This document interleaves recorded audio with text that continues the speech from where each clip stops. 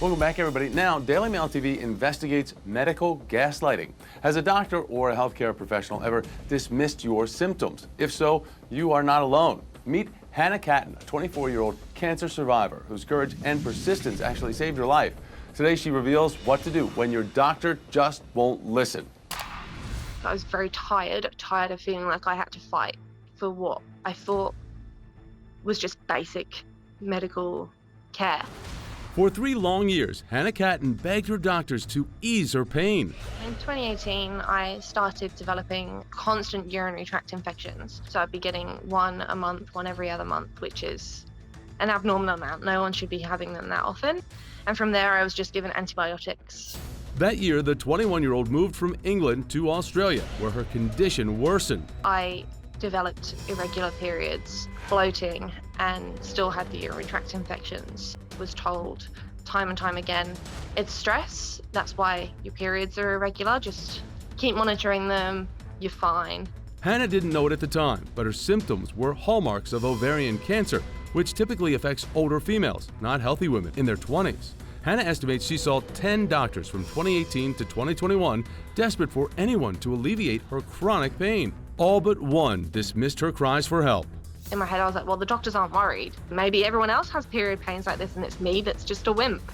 In August 2021, a scan is finally performed on Hannah's abdomen. Doctors find a growth on her uterus but believe it's benign. They were wrong. What they diagnosed as a benign lump in my uterus was actually an ovarian tumor that ruptured in October. Surgeons quickly remove a malignant ovarian cancer tumor the size of a volleyball from Hannah's abdomen. For the next 2 months, she undergoes chemotherapy to wipe out any trace of the disease that could have killed her if she didn't demand medical attention. And the reason I shared my story was because I don't want the women that don't have that pushy side to them to just bow down and be like, okay, because women deserve better. They deserve better than that. Now, Hannah understands she was the victim of medical gaslighting.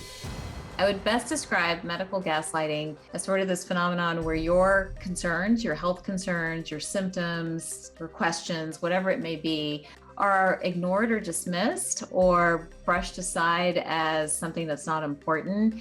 Studies show female patients and people of color are more likely to have their concerns dismissed by medical providers. That's why integrated wellness physician Dr. Taz Bhatia wants you to keep asking those questions. I absolutely think there's a medical gaslighting epidemic and we have to change it.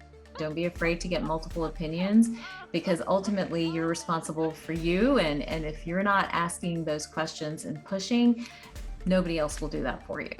Doctors should just be aware and be held accountable, but with the opportunity to change and improve.